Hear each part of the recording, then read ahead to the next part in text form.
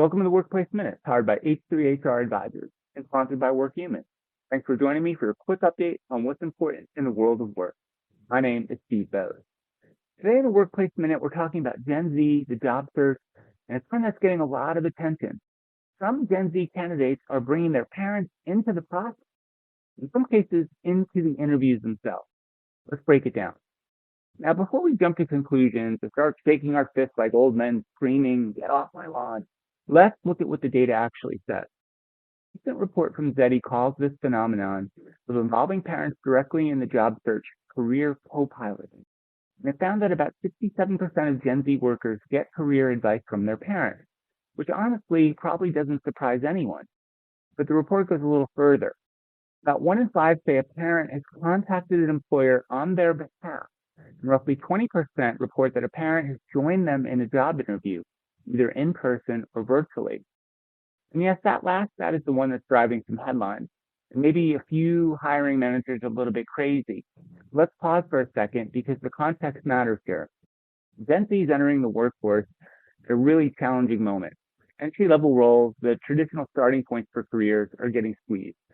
Some are being automated away by AI, and others are requiring more experience than ever before.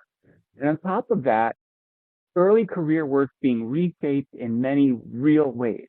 In fact, research shows a significant portion of Gen Z workers already believe their jobs, or at least their career path, could be disrupted by AI, and many are actively changing their direction because of it. So what does that all mean?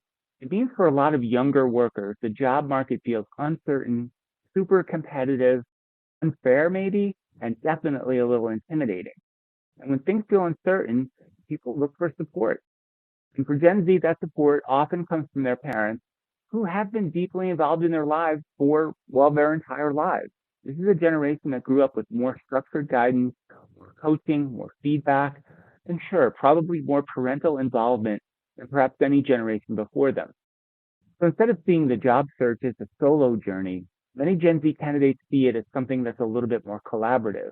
Not, I need to figure this out on my own, but who can help me do this better?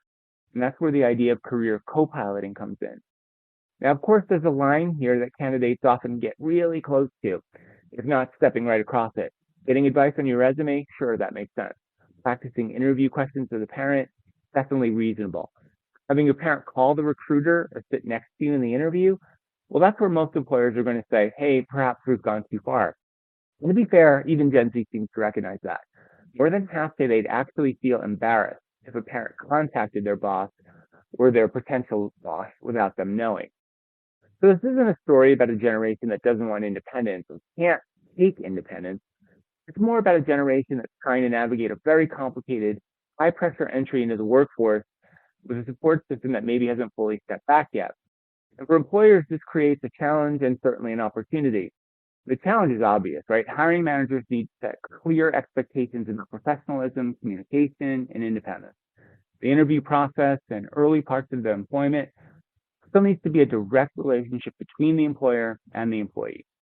The potential opportunity here is much more interesting because what this trend is really signaling is that Gen Z may be less prepared for certain aspects of career navigation, not because they lack the ability, but because they haven't had as many chances to build those muscles yet.